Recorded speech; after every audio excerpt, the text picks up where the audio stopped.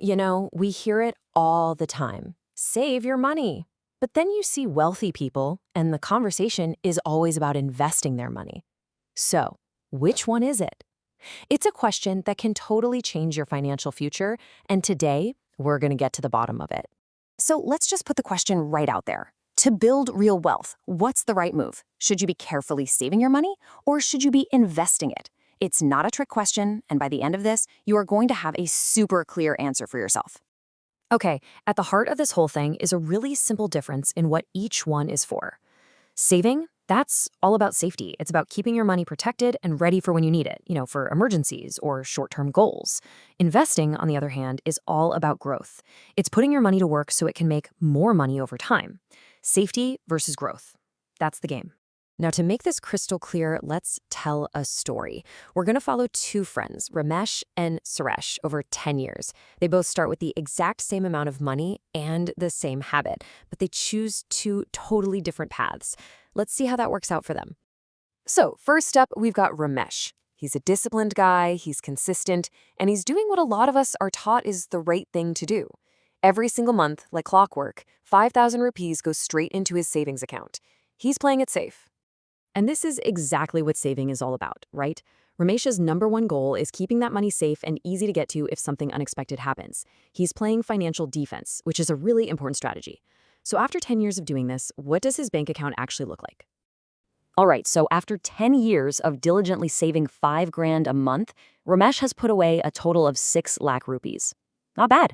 His bank gives him a little bit of interest, maybe around 60,000 rupees. So his grand total is about $6,60,000. I mean, it's definitely more than he started with, and his money is safe. But the growth?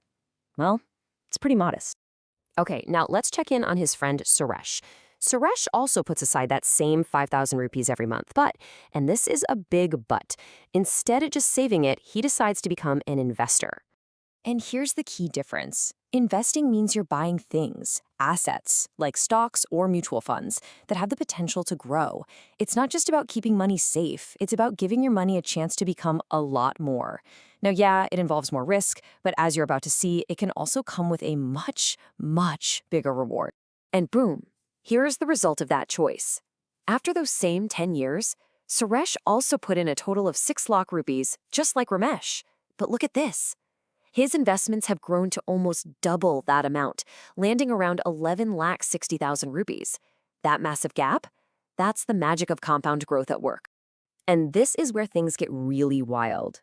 If Suresh just keeps this up, that same 5,000 a month habit could explode to over 50 lakh rupees in 20 years. That's not just growth anymore, that is life-changing wealth, all starting from the exact same habit as his friend Ramesh. So at this point, you're probably thinking, okay, investing is a no-brainer. Why would anyone ever just save? Well, it's not quite that simple. There's a hidden villain in this story, one that hurts everybody, but it absolutely crushes savers. I call it the silent wealth killer. Okay, imagine you have 1 lakh rupees sitting in your bank account right now. Feels pretty good, right? A nice, solid chunk of money. Now, what if I told you that if you just leave that money sitting there, in about 12 years, it will only buy you what 50,000 rupees buys you today? Half of its value, poof, gone. How on earth does that happen? The culprit is inflation. That's the slow, sneaky increase in the price of literally everything. Your savings account might be paying you, 3 or 4% interest? Well, if inflation is higher than that, then your money, even though it's safe, is actually losing its buying power every single day. You're getting poorer, slowly. So does all this mean saving is pointless, that we should just gamble all our money in the market? No, absolutely not. This isn't about saving versus investing. The real secret is seeing them as a team. Let me give you an analogy. Think of it like this. Saving is your financial seatbelt. It's strapped in, ready to protect you in a crash, like a sudden job loss or a big medical bill. Investing, well, that's your engine. That's what actually moves you forward and gets you to your destination, your long-term goals. You absolutely need both to get there safely and quickly. I mean, think about it. If you only invest, you're basically driving a fast car with no seatbelt. One unexpected emergency, and you could be forced to sell your investments at the absolute worst time, probably at a huge loss. But if you only save, you're just sitting in a parked car with no engine, going nowhere as inflation slowly rusts your wealth away. Okay, so we're all on the same page. We need both. But how do you actually do that? How do you combine them in a way that works in the real world?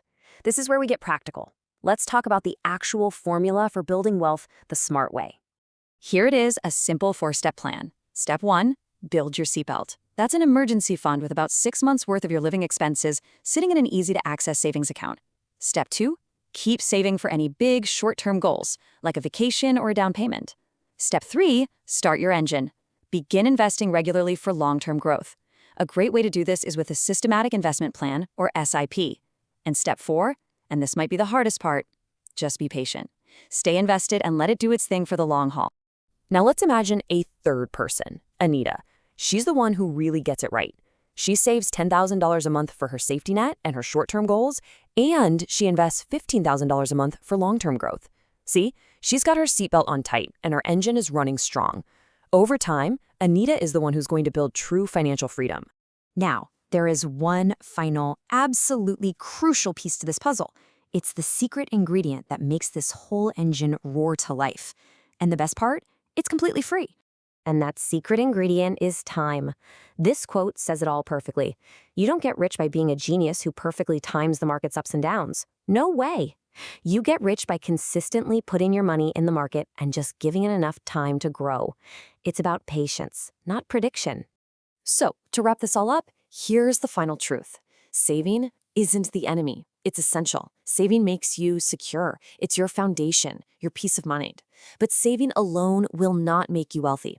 Investing is what builds wealth. It's the engine that crushes inflation and turns your money into something truly significant. You need both, period. You know that old saying, the best time to plant a tree was 20 years ago? The second best time is now. It's the exact same with your money. So the real question isn't if you should start, but what your very first step is going to be. Are you going to set up that emergency fund, or are you going to start your first small regular investment?